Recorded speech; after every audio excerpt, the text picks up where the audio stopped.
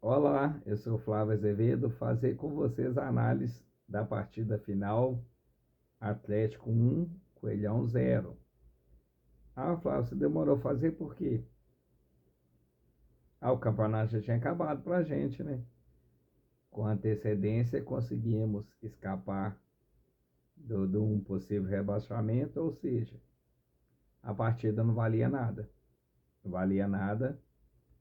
Eu praticamente não assisti, mas estava assistindo sem olhar, tipo assim, não valia mais nada. Mas é aquele não valia nada que o Coelhão sempre ou quase sempre toma as decisões no momento errado. O jogo não valia mais nada porque a gente não corria risco de rebaixamento e a diretoria, o treinador, a comissão já sabia que a maioria desses jogadores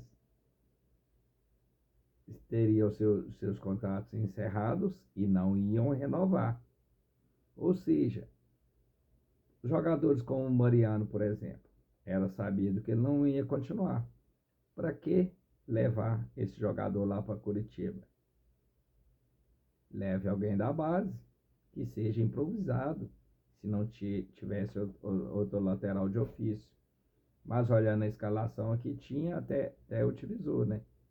Ou seja, passou a competição fazendo improvisações. Esse jogo era um que poderia improvisar, que não ia fazer diferença nenhuma. Ou seja, muitas das vezes o Coelhão perde a oportunidade de fazer alguma coisa. Não sei se é por falta de coragem ou se é por um certo desleixo até, né? Igual, por exemplo, a equipe começou com o goleiro Gustavo, segundo o presidente, o Vidal, está quase certo com a equipe, né? Mas ainda não dá para cravar 100%. Será o principal reforço para 2026, se a permanência do Gustavo acontecer. Na zaga tivemos o improvisado Júlio César, porque o Júlio César não foi testado na zaga nesse jogo. Não valia mais nada. Deixa o jogador na posição de origem, por exemplo. Era o momento de verificar se ele, na próxima temporada, só tem condições de ser lateral direito ou zagueiro. Perdemos essa oportunidade de fazer a dupla de zaga, por exemplo, com o Júlio César e o Emerson. O Emerson que teve o seu contrato renovado, entendeu? Ou seja, já que já planejava que o Emerson teria o contrato renovado, porque já não fez esses testes, Júlio César e Emerson, por exemplo. Flavia perdeu o jogo. Por acaso a gente ganhou, mantendo Lucão, Emerson e Ricardo Silva.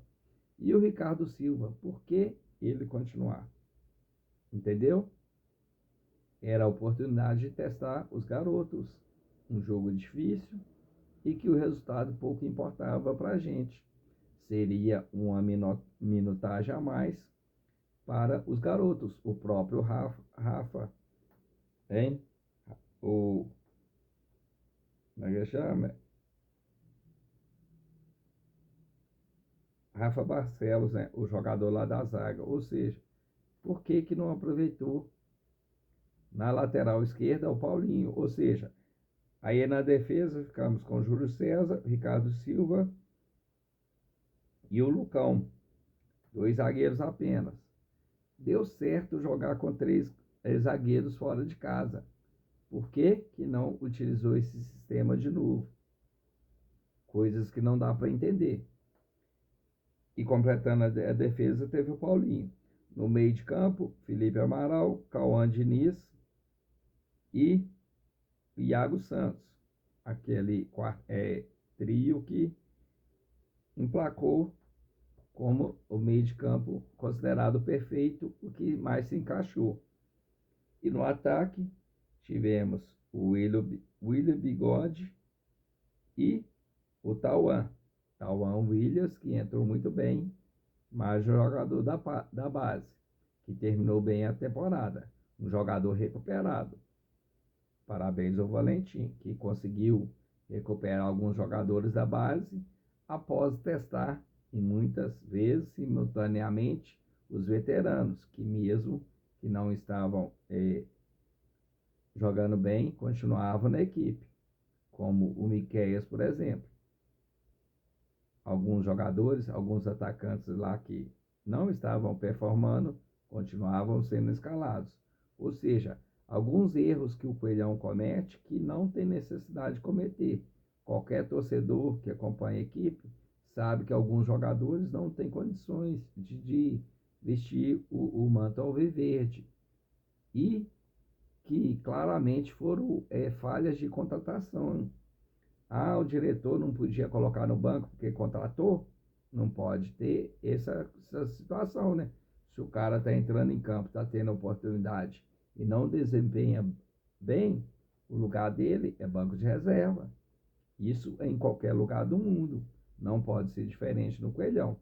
Ou seja, jogadores aqui, ó, Josefé, vai continuar? Não vai. Para que leva esse jogador? Quem entrou na segunda etapa no ataque, Davi da Hora, Guilherme Pato, esses jogadores serão aproveitados ou não? Para que dar mais minutagem a esses jogadores? A competição sub-20 acabou. Será que a gente não tinha algum sub-20 que não teve oportunidade no profissional, que não poderia, até como prêmio, viajar e jogar? Agora que eu lembrei, né? Estamos na final da Copa do Brasil sub-20. De repente, aí eles não poderiam mesmo, que estava com a competição paralela. Beleza. Mas será que algum jogador não poderia ter como premiação ido no lugar desses jogadores? Quem mais entrou no segundo tempo? O Mariano, por exemplo, estava no banco de reserva. O Mariano foi fazer o que lá em Curitiba? Foi passear? Dalbert estava lá, foi fazer o que lá? Vai continuar? Não vai, Miqueias. Vai fazer o quê? Foi fazer o que lá em Curitiba? Arthur Souza. Foram fazer o quê? Entendeu? Algumas situações que eu estou falando que o Coelhão poderia evitar, mas ele insiste em dar minutagem para aqueles jogadores mal contratados, que não performaram e que apenas ocupa espaço de um jogador da base que poderia sim ganhar minutagem, ganhar experiência dentro de jogo e melhorar o seu potencial. O Coelhão precisa fazer isso mais vezes em 2026. Flávio, será possível fazer isso? Aqui, dos jogadores veteranos, quem saiu? O Lucão não continua, o Mariano não continua, o Jori não continua e alguns atacantes que não nem deveria estar aqui não continua. O Jacaré já foi embora, o Ali, a gente não sabe o que aconteceu com ele, provavelmente vai embora também. Ou seja, uma leva de veteranos e más contratações estão indo embora. Beleza, muito bom isso. Mas o que me preocupa, conversei hoje com várias pessoas lá no evento do Onda Verde, lá dos sócios torcedores, não ficamos com o Valdir Bigode. Muitas pessoas estão satisfeitas que o Valdir Bigode continuou. Vamos pegar o ano do Valdir Bigode? Hein? Foi bom ou ruim? Ele terminou artilheiro? Terminou.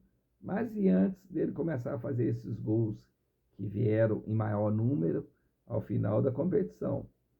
Concordo com você que o Bigode ajudou a equipe não ser rebaixada. Mas, na minha opinião, quem ajudou muito mais foi o goleiro Gustavo. Ele que nos tirou do rebaixamento. Tenham certeza disso. Ou seja, o Bigode, ele tem condições de, no ano que vem, performar melhor do que em 2025? O Bigode ajudou a gente a não cair. Qual que é o nosso objetivo? Permanecer na Série B ou subir para a Série A? O Bigode não ajudou a gente a subir esse ano de 2025. É a tendência que no ano que vem ele tem pior performance do que esse ano. ao final da competição, que conseguimos, nos confrontos diretos com as equipes que estavam lá embaixo, somar e sair distanciado da zona de rebaixamento. Ah, Flávio, saímos da zona de rebaixamento. Pegando a tabela aqui, terminamos em 14º lugar, 46 pontos, 6 pontos apenas da zona de rebaixamento. Por que a gente conseguiu escapar dela? Vencemos o Atlético lá em São João del Rei. Por exemplo, se a gente tivesse perdido esse jogo, estaríamos com 43 pontos, abaixo do próprio Atlético. Vencemos o Volta Redonda, naquele sufoco danado. Vencemos, foi bacana. E o que retirou a gente lá do sufoco? Aquela vitória inesperada contra a Chapecoense. Beleza? Ou seja, algumas vitórias que não estavam no script nosso, que acabou nos ajudando. A gente não pode esquecer que não tivemos resultados bons contra o Cuiabá, contra o Atlético Goianiense, contra o próprio Operário, Vila Nova, ou seja, equipes que estão um pouco acima da gente na tabela. Ah, a gente terminou o ano bem? Não terminamos o ano bem. É só você verificar a tabela. Terminamos a competição com 12 vitórias apenas, com 40% de aproveitamento, hein? 40% de aproveitamento. Deixa eu abrir a tabela toda aqui. Acho que foi 40 ou 41%. Deixa eu abrir a tabela toda aqui.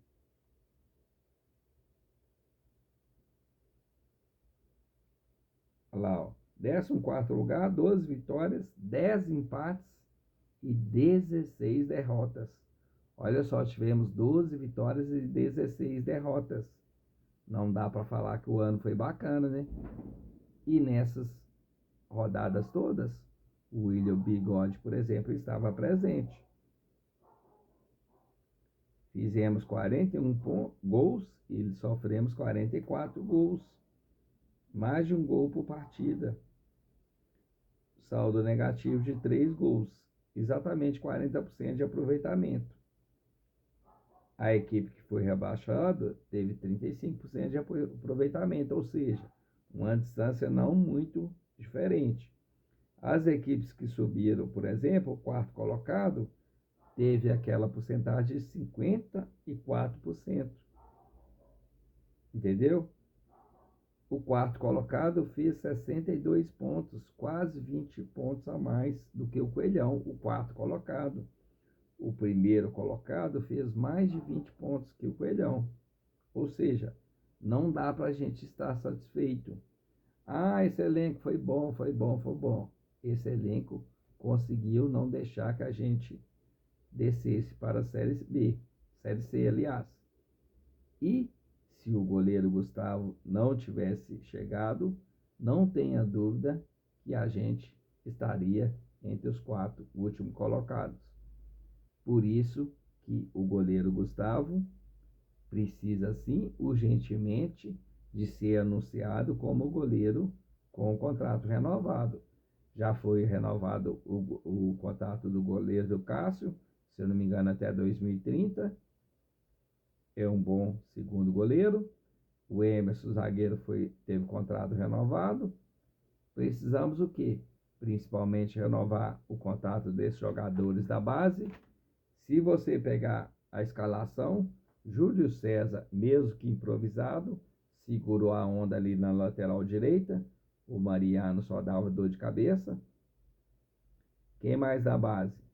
O Júlio César improvisado. O Paulinho entrou no sufoco. Aos poucos ele foi performando e terminou como um dos destaques da defesa. E da base no meio de campo, a trinca, o Amaral, que veio da Ponte Preta, porém o jogador novo pode sim ser considerado um jogador da nossa base.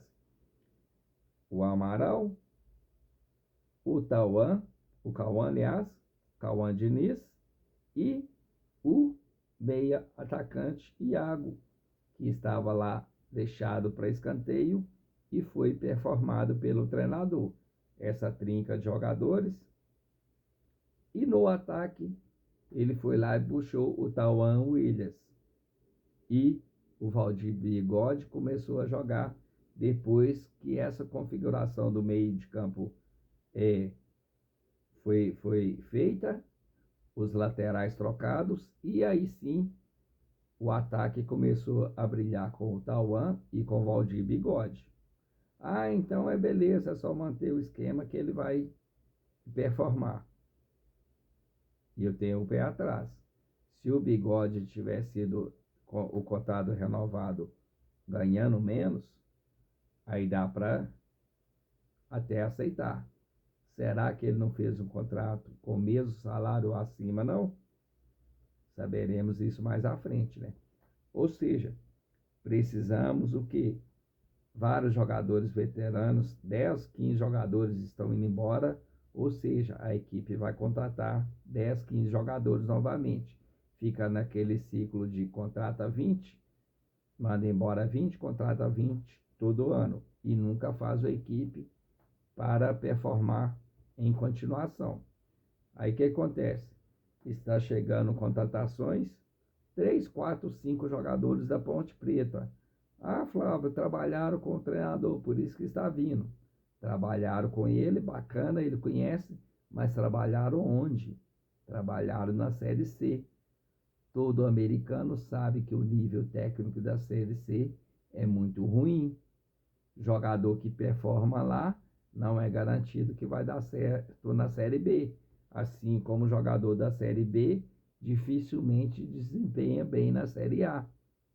São patamares diferentes. Estou ficando preocupado porque e se o Valentim, que renovou o contrato, ele recebe uma proposta, como é natural de acontecer, e sai do Coelhão? Aí os jogadores da Ponte Preta, todos ficam aí. Não podemos cometer o erro desses jogadores que estão vindo, tenha contrato de 2, 3 anos, como foi feito com o Jacaré, que a diretoria, o diretor atual, não cometa esses erros de fazer contrato longo, principalmente com o jogador que não tem fama nenhuma e que é veterano já. Que o Paulo Assis não cometa esses erros, para não ficar preso a jogador. Ok? Aí o que acontece? O Coelhão não pode correr risco de ficar contratando um jogador que foi bem lá na Série C, entendeu? Para achar que eles virão e darão certo aqui na Série B. A Série B é um nível bem acima da Série C, entendeu? Na Série A, por exemplo, teremos 4 equipes rebaixadas, várias equipes lá na Série A que vão dispensar os jogadores. É a hora de ir atrás desses jogadores que não vão continuar na Série A e que têm um forte potencial para desempenhar bem na Série B. Eles conhecem sabem que a estrutura do Coelhão é boa. Se o Coelhão correr atrás desses jogadores, poderá sim brigar lá no topo ao fim do ano, ao fim da temporada. Se a gente continuar contratando jogador de Série C, é da Ponte Preta, que eu estou falando, não é a Ponte Preta não, é qualquer time da Série B, entendeu? Eles não são referências para jogar na Série B, muito menos da Série A. Os jovens jogadores que desempenharem bem na Série B, na Série C, podem ter certeza que as grandes equipes de São Paulo já levaram eles embora. As revelações de 20, 21 anos que teve na Ponte Preta, com certeza, São Paulo, Corinthians, Palmeiras levaram eles embora. Não podemos ficar pegando jogador de 30, 31 anos para assumir titularidade no Coelhão. Isso já foi feito várias vezes e não deu certo. Que não comecemos o 2026 cometendo os mesmos erros. É só isso que eu tenho a dizer sobre o Coelhão. Ah, Flávio, você é pessimista. Eu não sou pessimista, não. É pelo contrário, eu conheço o Coelhão há mais de 30 anos. Eu e vários torcedores estamos cansados das diretorias cometendo os mesmos erros. Hein? Os mesmos erros. entra diretor de futebol diferente todo dia e chega cometendo os mesmos erros, de achar que jogador baratinho vai dar título e vai dar alguma volta olímpica com esses caras. A gente sabe que na prática não funciona assim. Ah, o Mirassol deu certo. Olha o trabalho que o Mirassol está fazendo nos últimos anos. Ele estava na Série D, um dia dele. Ele está galgando o caminho dele, sempre reforçando com jogadores de bom nível. Precisamos voltar a competir em alto nível. Na Série B, não dá mais para a gente ser indicado como um dos possíveis postulantes ao G4 e a gente passar a temporada ficando entre 14º, 13º, 12º na Série B. Olha só, terminamos em 14º esse ano. Vou olhar qual a posição nossa no ano passado. Se eu não me engano, foi muito parecida com essa também. Ou seja, apenas disputamos para não cair. Deixa eu olhar a tabela aqui de 2024 para ver a posição do Coelhão.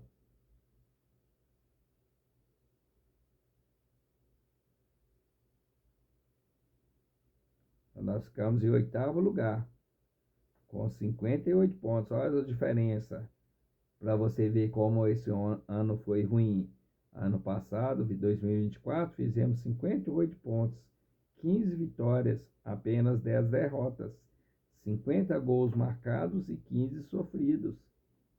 Aliás, 35 sofridos, 15 gols positivos. E ficamos em 8º lugar. Não podemos achar que um 14º lugar é uma posição boa. O Botafogo de São Paulo ficou nessa posição em 2024. Beleza? E a Ponte Preta, que está sendo a nossa fonte de reforço, foi rebaixada com 38 pontos. 20 derrotas. Ou seja, será que desses jogadores da Ponte Preta que foram rebaixados para a Série C, muitos deles não continuaram e a gente está trazendo como reforço para a Série B? O meu medo é esse. Coelhão, para de cometer os mesmos erros. Ah, Flávio, você está muito pessimista. Não estou pessimista, sou realista, porque não adianta trazer uma barca de 10, 15 jogadores que acabam o estadual, a gente sabe que não vai dar certo. Aí tem o contrato com eles até novembro, dezembro. Dezembro tem que continuar com os caras. O meu medo é esse. Ano que vem teremos Campeonato Mineiro já começando no comecinho de janeiro. A Série B parece que vai começar em março. Teremos uma competição Copa Sul-Sudeste, parece. E a Série B, né? A Copa do Brasil começa mais à frente. Ou seja, precisamos subir para a Série A em 2027. Precisamos planejar, fazer uma equipe que pelo menos vá disputar lá o G4. Que fique em 5º e 6º lugar, pelo menos. Mas que a gente passe a competição pensando em subir. A torcida não merece mais um ano preocupada com o Z4 da Série B. Beleza? Ah, Flávio, você está muito pessimista. Não, eu estou antecipando o que pode acontecer. Ah, para você falar que eu já sabia, eu avisei? Não. É porque eu estou cansado de ver os mesmos erros das mesmas diretorias. Beleza? O Vidal entrou agora como presidente, que ele não cometa os mesmos erros. Espero que não. A torcida espera isso. Falando do Vidal, o que aconteceu? Hoje tivemos um encontro, a confraternização do sócio Onda Verde. Foi muito bacana. Teve alguns erros que não devem ser cometidos ano que vem. Por exemplo, aquelas pessoas que queriam participar do jogo e ir para a festa, trazendo filho, esposa, esse negócio, e eles terem que ficar esperando lá na rua, porque não podia ficar lá na arquibancada esperando o jogo do companheiro terminar, por exemplo, e depois eles vão para a festa. Porque os jogos começaram 9 horas e a festa começou 11 horas. Aí só deixaram os jogadores entrar. Não custava nada o torcedor ficar lá sentado na arquibancada, esperando o esposo ou o filho esperando o pai, a filha esperando o pai. Muitas pessoas devem ter deixado de ir por causa dessa situação. Foi um erro grave que não deve ser cometido ano que vem, que a diretoria pensa o que fazer, beleza? Esse erro grave não pode acontecer. Temos vários torcedores que vai ao estádio, leva ele, a mulher dele e seus filhos. Esse torcedor que gosta de jogar ficou impedido de trazer, porque eles não iam ficar na rua, por exemplo, esperando a pessoa jogar bola, entendeu? Às vezes vem com o pai, vem no carro, esse negócio vem junto, ia ter que ficar com essa maneira desagradável lá na rua esperando que essa decisão seja diferente no ano que vem. Mas no restante, o evento foi muito bom, muito bacana. Aqueles que ainda não tinham jogado na Arena do Coelhão e se inscreveram tiveram a oportunidade de ter um dia como jogador. Vários gols lá, gols feitos, a galera na alegria. O meu time estava uma baba, a gente perdeu feio. Mas foi muito bacana o evento, o churrasco muito bacana. É um evento que ano que vem tem que continuar e de preferência podia ser 2 vezes ao ano. No meio do ano, por exemplo, quando acabasse o Campeonato Mineiro, por exemplo, fazer um evento desse também. Ia chamar mais torcedores, pois quem participa desse evento é sócio torcedor, ia despertar interesse também para que a pessoa se tornando sócio torcedor teria o direito de 1 ou 2 vezes no ano participar dessa confraternização, que é muito bacana e que a gente sabe que poucos clubes do país deixam o torcedor ter o seu dia como um jogador. Beleza? Foi muito bacana, uma festa muito legal, todo mundo amigo um do outro. O Coelhão pode ter certeza, é o time da família. Quem estava lá presente sabe que estamos juntos sempre, sempre pelo América. Somos cornetas, choramos, mas sempre falamos bem, pelo bem do Coelhão. Queremos vitórias, queremos aquele ano inesquecível de Libertadores, novamente. Foi muito bom e queremos a Série A novamente. O clube está estruturado e tem condições sim de permanecer na Série A. Disputar a Sul-Americana e Libertadores, sim, é um plano possível e viável. É isso que a torcida americana deseja, que o ano de 2026 seja um ano repleto de alegria, com boas contratações. Torcedor aparece quando o time está bem. Se o time performar bem, com boas contratações, o famigerado torcedor americano vai comparecer. Cansei de ver o Independência com 15, 20 mil torcedores americanos. Quando o time desempenha bem, a torcida aparece. Que 2026 seja diferente desse ano, que não foi agradável para o time profissional. E para fechar esse vídeo, terça-feira é Tia de Coelhão Sub-20, final inédita da Copa do Brasil. Por uma melhor campanha do que o São Paulo, faremos a partida, que será em jogo único, 20 horas de terça-feira, 8 horas da noite, na Arena do Coelhão. Você, torcedor americano, terça-feira, o seu lugar é na Arena do Coelhão, torcendo por esse título inédito do Sub-20, que já foi campeão brasileiro da Série A. Você se lembra? Já participou da Libertadores Sub-20. Você lembra? O único título que não temos do Sub-20 é a Copa do Brasil. Ele está muito perto de nosso time. Terça-feira, bora aí para o estádio apoiar, 8 horas da noite. Se você ainda não pegou o seu ingresso, se você é sócio, vá até o site Onda Verde e pegue o seu ingresso. Será muito bacana, terça-feira, 8 horas da noite, beleza? Se você ainda não é inscrito no canal, inscreva-se no canal e deixe seu like. E aí, você está gostando das contratações? Gostou das dispensas? E aí, o que você tem a dizer? Está confiante para 2026 ou não? Eu sou Flávio Azevedo, inscreva-se no canal e deixe seu like. Feliz Natal para vocês, se vocês não estiverem no estádio terça-feira. Eu estarei lá. Eu sou Flávio Azevedo. Fui.